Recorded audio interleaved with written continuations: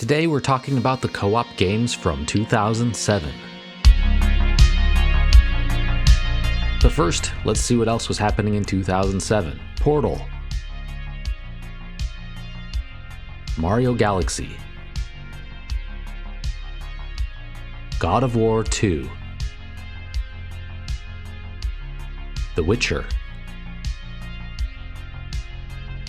BioShock, Mass Effect,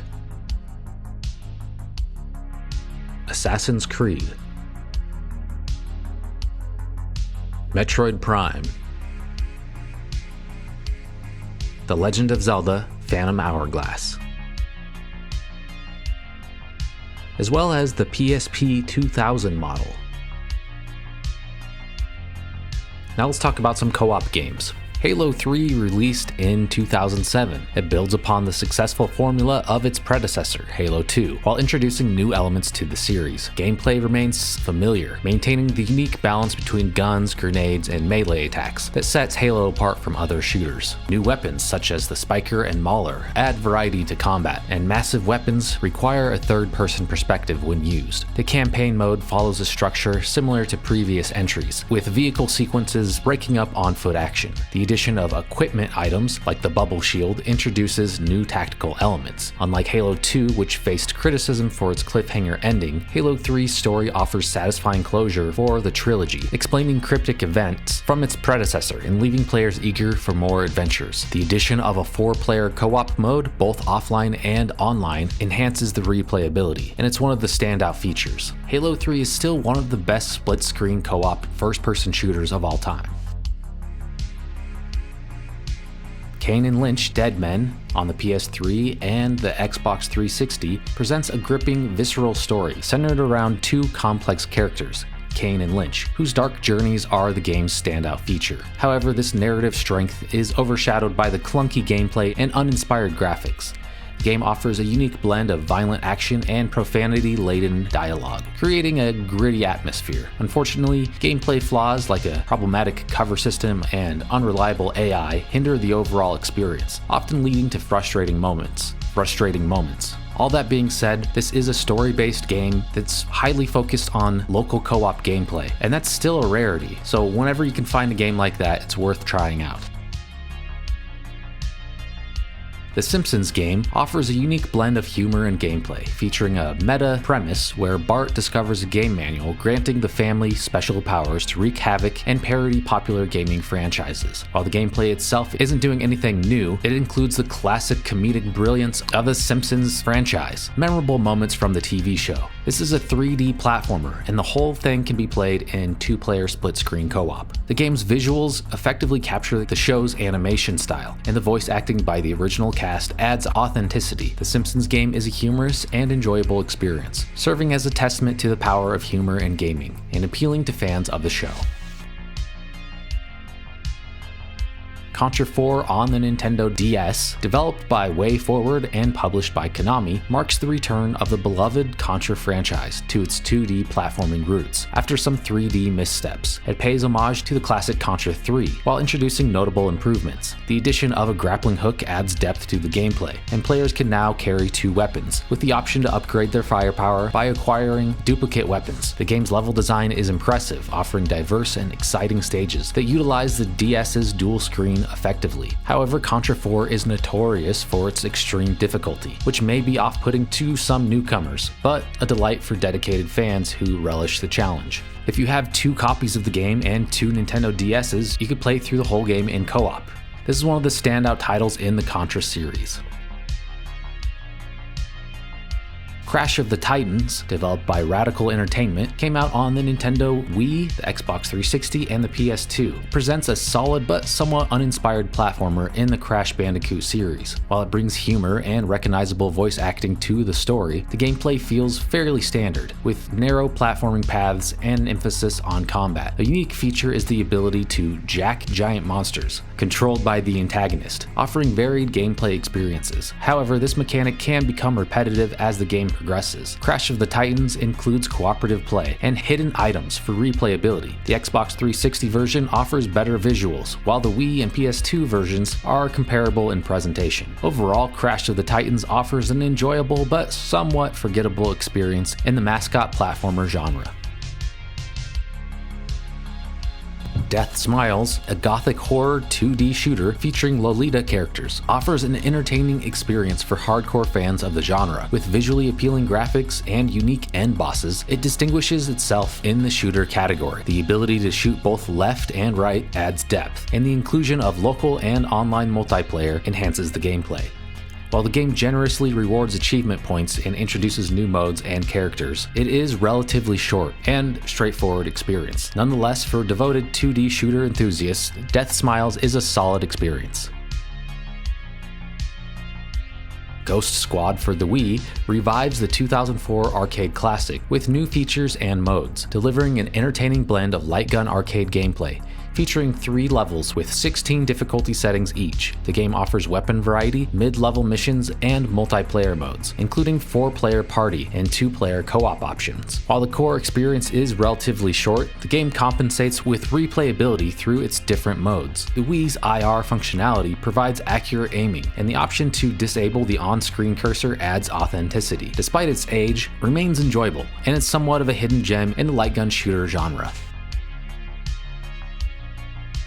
The Red Star game, based on the comic book of the same name, brings an alternate version of Earth to life, where warring totalitarian states are locked in battle. The game features 3 main characters, each with their unique strengths and weaknesses, and it combines beat-em-up mechanics with top-down shooter elements. While the beat-em-up portions are enjoyable, the game's combat can become repetitive, and the difficulty is a significant issue due to the absence of checkpoints. The lack of storytelling and voice acting hampers the game's narrative, and load times can be bothersome. However, the 2-player co-op mode adds value to the game. Red Star successfully captures the essence of the comic book visually, but lacks some depth in its environments.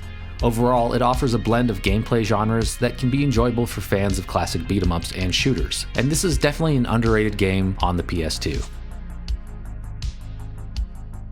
Resident Evil Umbrella Chronicles on the Nintendo Wii attempts to merge the Resident Evil franchise with light gun gameplay, offering fans a nostalgic journey through key moments in the series. While it successfully captures the essence of Resident Evil and provides fun co-op gameplay, it falls short in some areas. The game includes levels from Resident Evil 0, Resident Evil 1, and Resident Evil 3, but notably lacks stages from Resident Evil 2 and 4. The core gameplay involves shooting at zombies and other creatures, but it can become repetitive, as most enemies are slow-moving. The Wii's IR controls aren't as smooth as other titles, making pinpoint accuracy a challenge. Weapon switching can be cumbersome, and hitboxes for critical shots are small, leading to some frustration. That being said, if you're a fan of the Resident Evil series, this is definitely a fun spin-off that's worth playing with a friend. Beautiful Katamari on the Xbox 360 is a unique game. The quirky and lovable Katamari series, originally appearing on the PlayStation 2, has made its way to the Xbox 360. The story involves the king of the cosmos causing trouble in the galaxy, leading the little prince to roll as Katamari through various objects to rebuild the universe. Gameplay is simple, involving rolling a sticky ball to pick up objects and grow in size. The control scheme is intuitive, primarily using an analog stick. While the single-player experience is still short, several extras and multiplayer modes add longevity. However, the graphics remain similar to the PS2 games, and there's occasional slowdown and later levels. Despite this, Beautiful Katamari on the Xbox 360 has some great music, great sound effects, and charming visuals that make for an enjoyable experience. Hudson's Dungeon Explorer series made a return in 2007, with versions for the DS and PSP. While both are titled Warriors of the Ancient Arts in North America, they are entirely different games. They both offer co-op gameplay, but the DS version only allowed it in a mode called The Pyramid. However, the PSP game, you could play through the entire story in co-op. Gameplay involves dungeon crawling, where players choose a character, explore dungeons, defeat monsters, gain experience and gold, and use items. The game features a quick pace, and is more or less what you'd expect from a dungeon crawler from the time. It's similar to Diablo or Gauntlet. Both games are worth checking out, but when it comes to co-op gameplay, just go with the PSP version.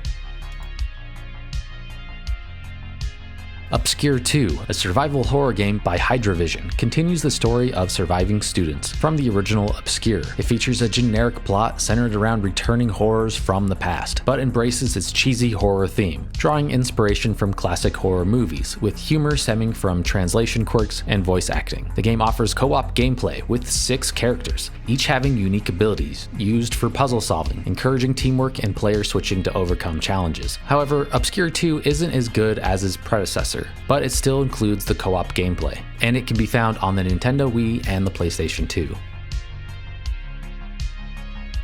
Raiden 4 brings classic shoot-'em-up gameplay to the arcade, offering a familiar experience of dodging enemy patterns and collecting power-ups. While it doesn't introduce any groundbreaking features, it adheres to traditional shooter mechanics. It's known for its challenging difficulty and memorization-based gameplay. The game includes various weapons, with the purple laser being a standout for its unique abilities. However, it lacks a defining element to set it apart from other shooters. Raiden 4 originated in arcades, and its home console adaptation, while adding a few extras, feels somewhat lacking. Raiden 4 is not the best in the series, but it is still a solid shoot 'em up, and it's better when played in co-op.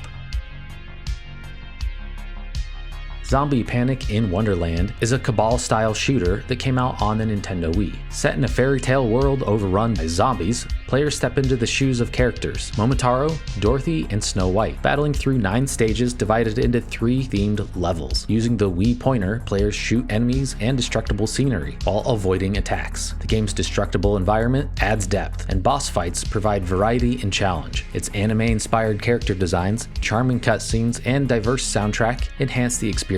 Overall, Zombie Panic in Wonderland is definitely an underrated game that came out on the Wii that's really fun to play in co-op.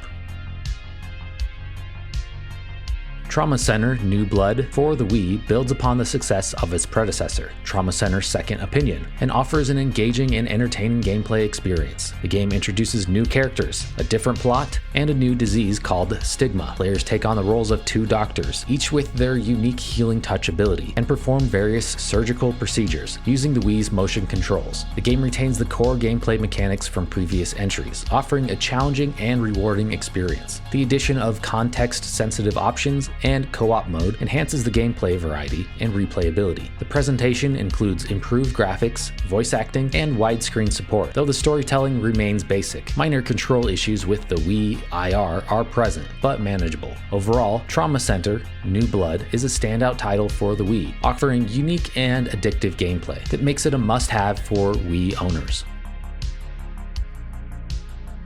So those are some of the co-op games from 2007. What games did we miss? And if you enjoyed this video, watch our video from last week where we talked about the co-op games from 2006. Thank you for watching.